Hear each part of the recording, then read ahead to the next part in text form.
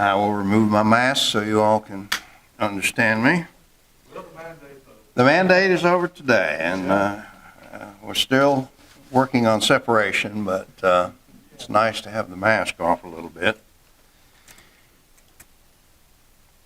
Well, good morning all, and welcoming those of you here for the fourth meeting of the Alabama Environmental Management Commission for FY 2021. The department uses many types of information to analyze and optimize our performance. The information must be from credible sources and must present a true representation of the facts. Today's report will identify some of the independent, objective sources of that information and go into some detail with one of those, the updated EPA compliance and enforcement metrics, as we've done for a number of years. Our analysis utilizes information from internal sources, from independent state oversight entities, and from EPA as the independent federal oversight entity.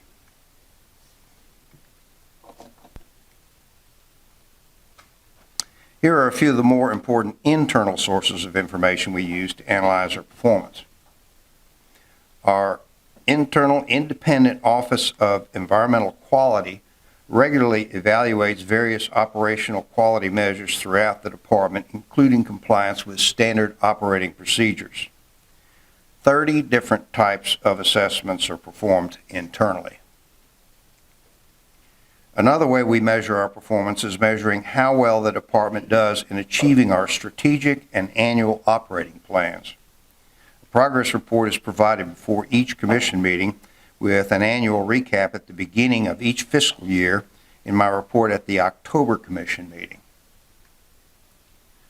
We review objective qualitative measures of the environment in Alabama over time, utilizing water and air quality data from the most often from the date that it first became available up to the present day. We also track cleanup of legacy soil and groundwater contamination. It is a snapshot of what the quality of the air, water, and land was in the past and what it looks like today.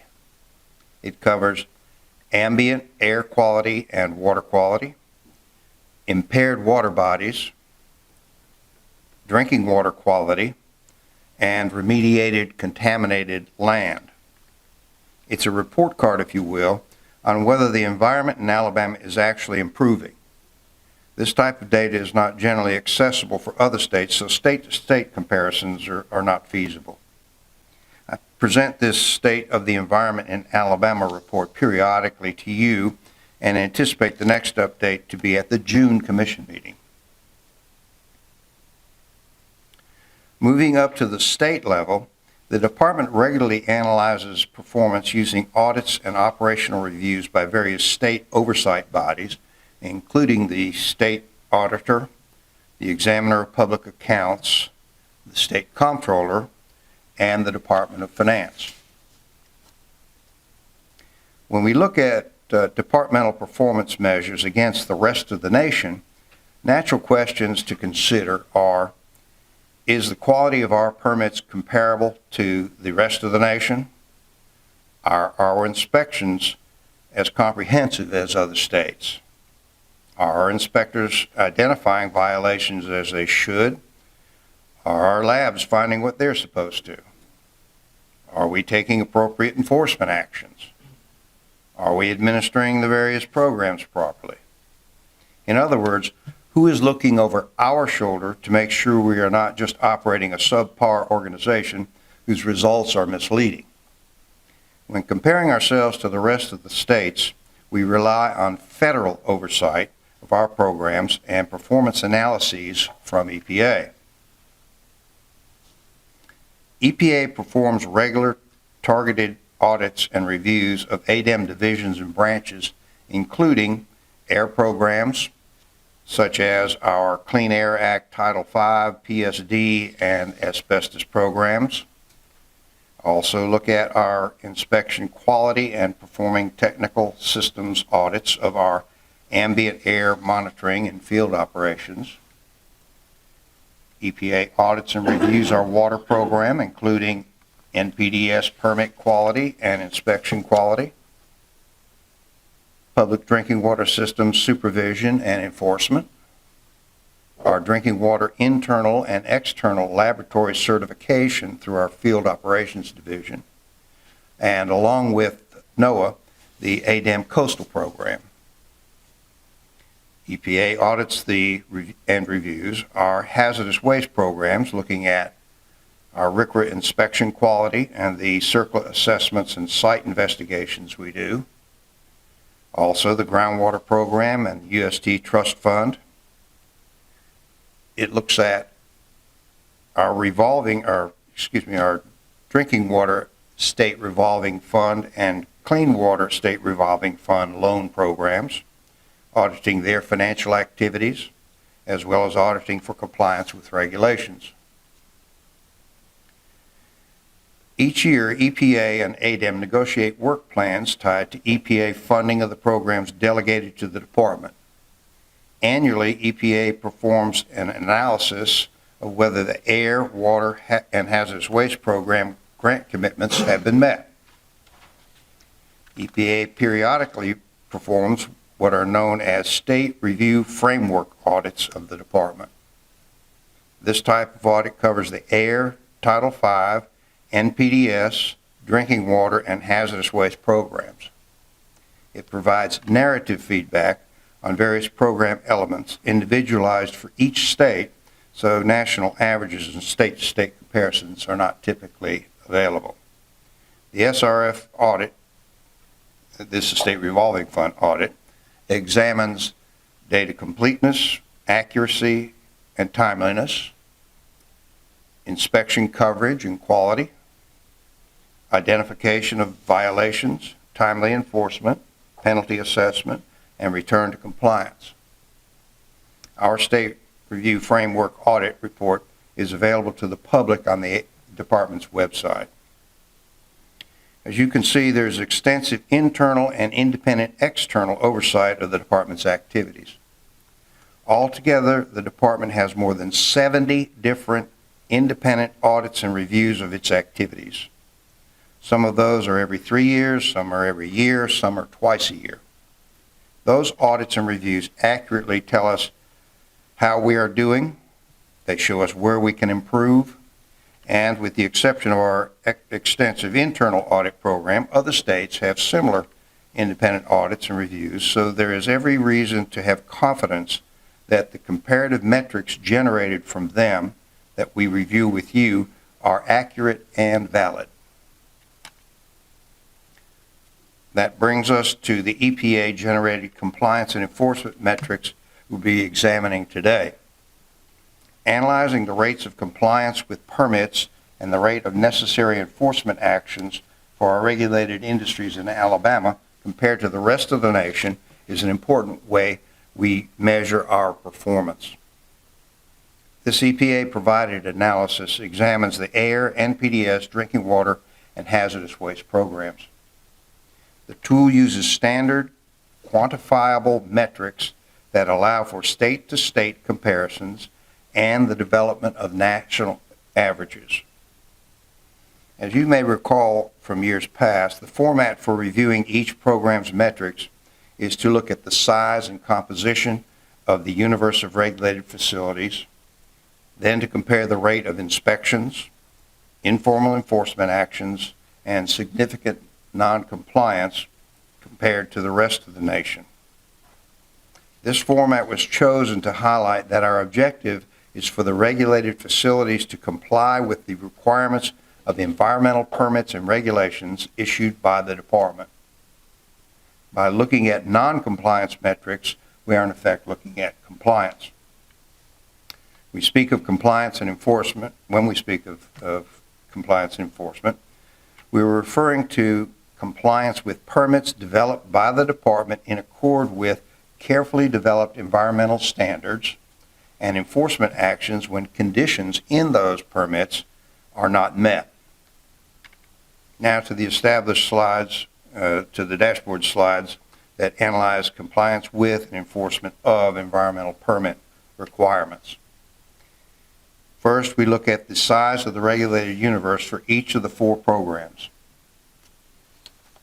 In Alabama, 2 local air programs were grandfathered as standalone entities when the Clean Air Act became law in 1970. They operate independently of the ADEM state program, although ADEM does provide substantial technical and other assistance to them. Recent upgrades to the EPA database now allow us to analyze the activities of ADEM independent of the local program's activities. The universe of air facilities, regulated air facilities, under the ADEM program is down from 627 to 539 between 2012 and 2020, about a 14% drop. The decline is primarily the result of some major sources closing over the years and other facilities reducing their emissions to the point they are no longer in the universe of federally reportable facilities. In the water media, you can see the number of regulated facilities dropped between 2012 and 2013 and has been generally steady since then at about 9,000. The decline is the result of EPA counting the facility once when it was subject to the permit by rule and a second time when it transitioned to the new general permit during 2012. This artificially inflated the 2012 number. In drinking water, the universe has been very steady at around 580 facilities. This is a relatively small number of facilities. In the case of drinking water, the smaller number of facilities that are of larger size is beneficial because larger facilities have better access to management and other resources. The universe of hazardous material waste facilities increased from about 4,900 to nearly 5,500 in the period from 2012 to 2019 and remained stable between 2019 and 2020. The increase through 2019 is attributable in large part to a national enforcement settlement agreement that caused pharmacies and other retail facilities selling pharmaceuticals to report as hazardous waste generators. Next is inspections. As has often been repeated in my reports to you, the department relies on inspections as the most significant tool to obtain compliance with environmental permits and requirements in Alabama.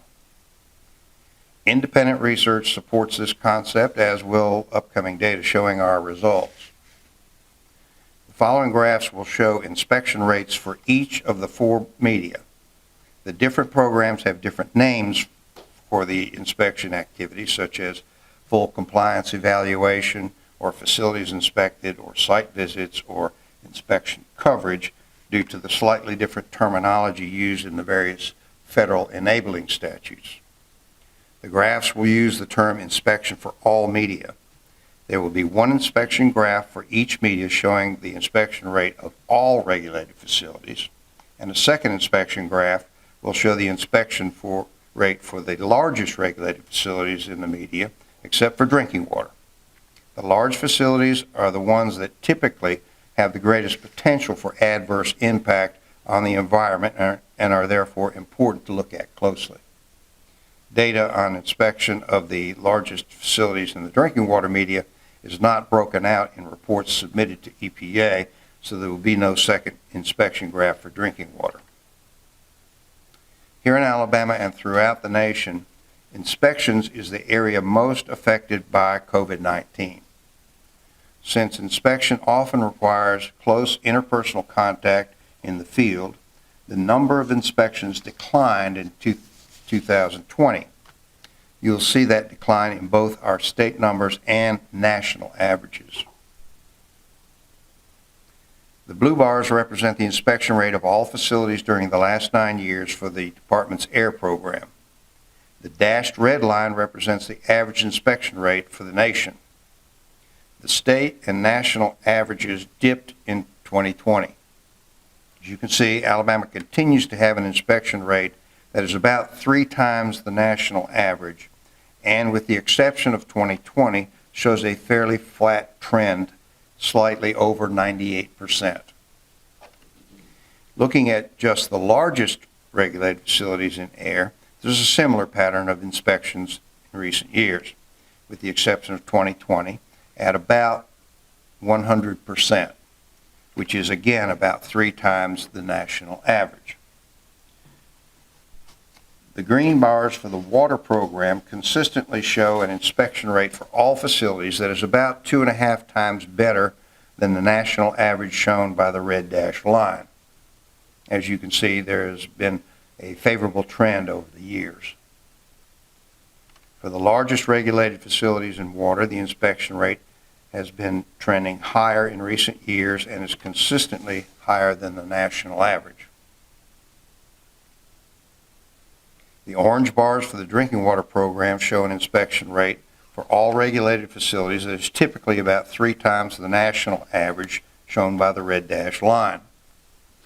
As noted a moment ago, drinking water data for large facilities only is not available. However, with an inspection rate of nearly 100% of all facilities, the largest systems are being inspected at a high rate also.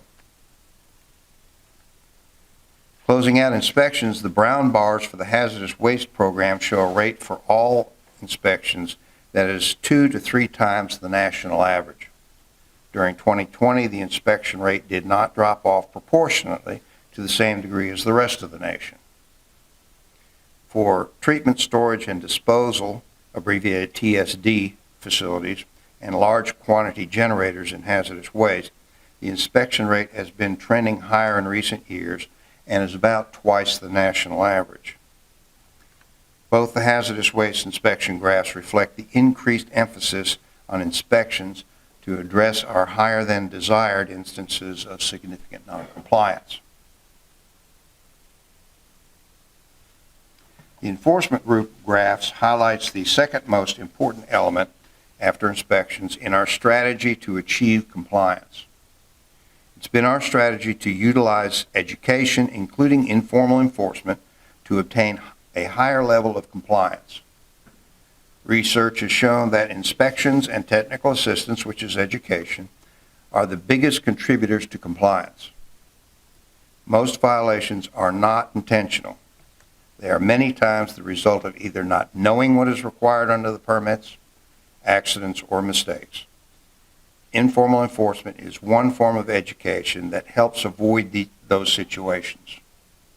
Additionally, penalties and formal enforcement actions typically require 5 to 10 times the resources of informal enforcement actions, so utilizing a higher percentage of informal actions uses resources more effectively. EPA enforcement data was used to create the following graphs showing the relationship between informal and formal enforcement actions. In this AIR program graph, the blue columns represent the percentage of all enforcement actions that are informal, and the dashed red line represents the average percentage for the nation. As you can see, ADEM consistently has a higher rate of informal enforcement. The slowly rising national trend line seems to indicate the rest of the nation is seeing the benefits of increased informal enforcement. In the water program, the percentage of informal actions is, again, considerably higher than the national average, represented by the red dashed line. Both trend lines are essentially flat, ours being at about 95% and the rest of the nation being at about 80%. The trend for our drinking water program is increasing informal enforcement at a rate above the dashed red line representing the national average that is also increasing. Hazardous waste, like other ADEM programs, shows a high rate of informal enforcement that yields high levels of compliance. This program has employed a rate of informal enforcement that is similar to that of the other ADEM programs and is higher than the national average. We will be applying an increased emphasis on informal enforcement and other forms of education that we expect will further enhance the compliance rates in our hazardous waste program. This final group of slides will look at the rates of significant noncompliance, commonly referred to as SNCC. These are the ones that potentially can adversely affect human health or the environment. The objective of all environmental programs is to have a low non-compliance rate, which is synonymous with a high compliance rate. This group of slides is where we see if our strategy of high rates of inspections and informal enforcement is showing results. Beginning with air, the blue bars represent the percentage of inspections that result in significant non-compliance finding for Alabama facilities, and the dashed red line represents the national average. The Snick rate for Alabama is consistently below the national average and is generally trending steady at 1 to 1.5%. The water program has a Snick rate per inspections conducted at the lowest level in the last 9 years. The rate is about 1/3 the national average and continues to trend favorable. At 1%, the drinking water program continues to have a Snick rate that is about 1/3 the national average, the red dashed line. Now, this is the one area where we did not beat the national average.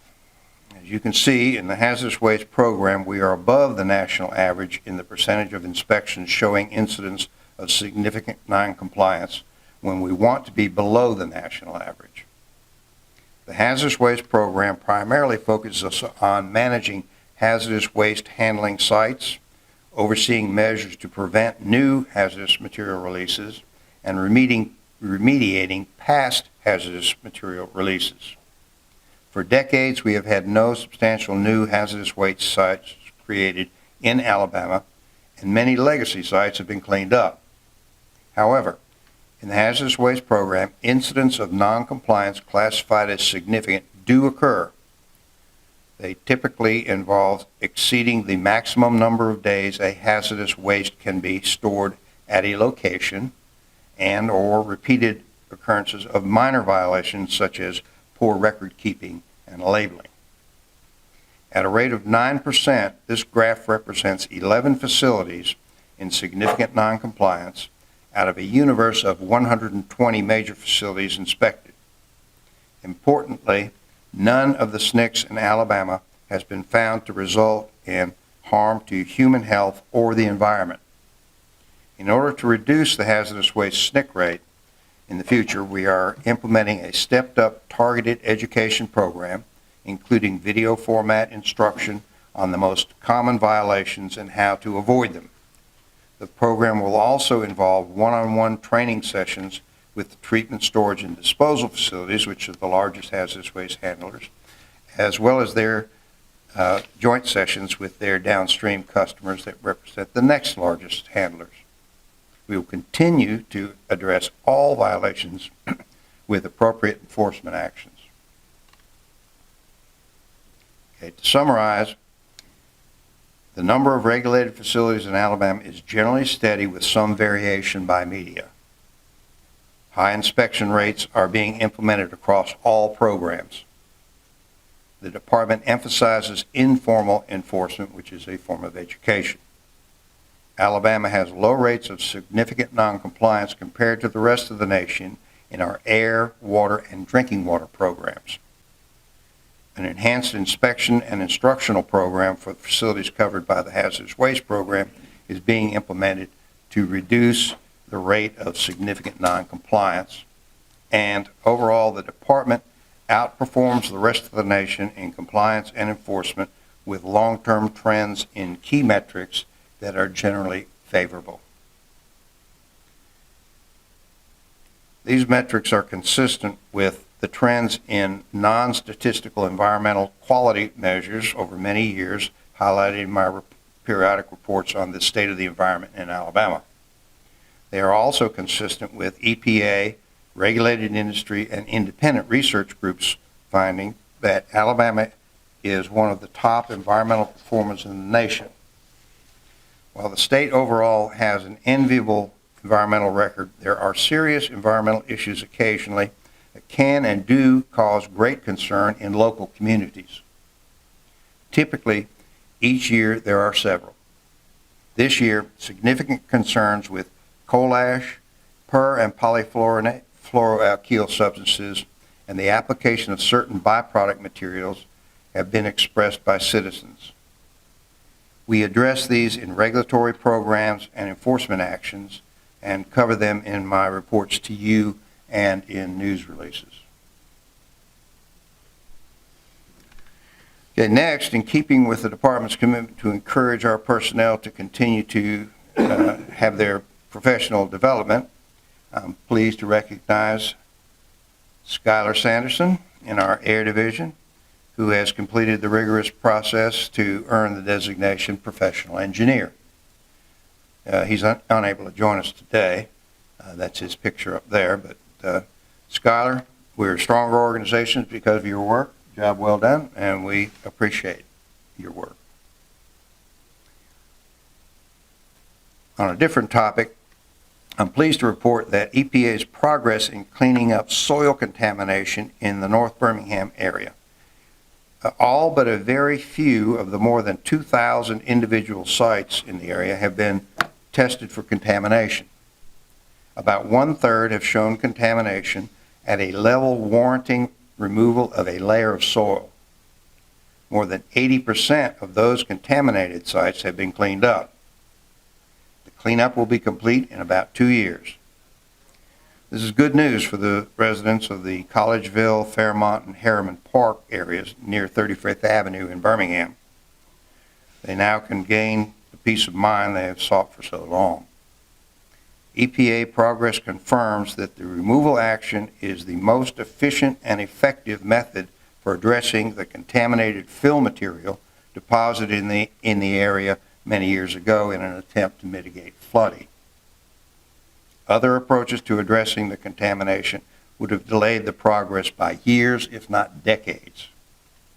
ADEM endorses the approach being utilized by EPA. In closing, please note, April 22nd celebrates Earth Day that was first observed in 1970. ADEM has posted a series of videos on our YouTube channel and our website and made them available to teachers throughout Alabama as a tool to educate students and others about protecting the state's wonderful environment. We also use this outreach as a recruiting tool. But anyway, that concludes today's report. I'd be pleased to answer any questions you may have.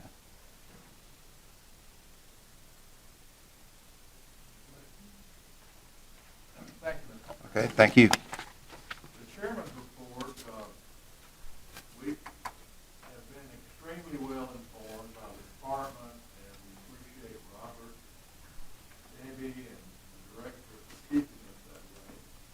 But I'd also like to recognize Laura Cranage, who sends us every day the media releases, keeps us up to date on appointments, etc., and we appreciate her hard work.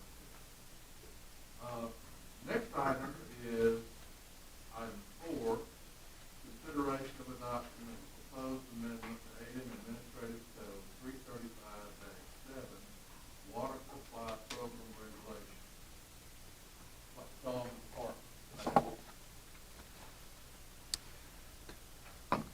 Good morning, Commissioners. I'm Jeffrey Kitchens, Chief of the Water Division. For your consideration today is a proposed new chapter of the ADEM Administrative Code, Rule 335-7-13, titled Laboratory Certification. The new chapter will codify requirements for laboratories that wish to analyze drinking water in Alabama. This will formalize the procedures that have been in use by the Department for many years in order to maintain primacy from EPA for the Public Water System Supervision Program.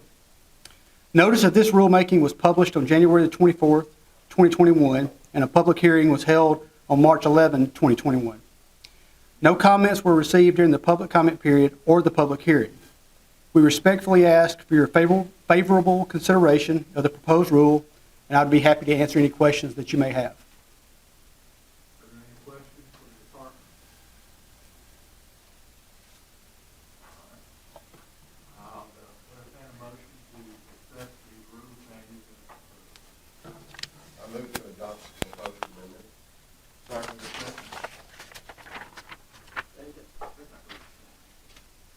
Any further discussion? All right, I'll call for the question. All in favor, signify by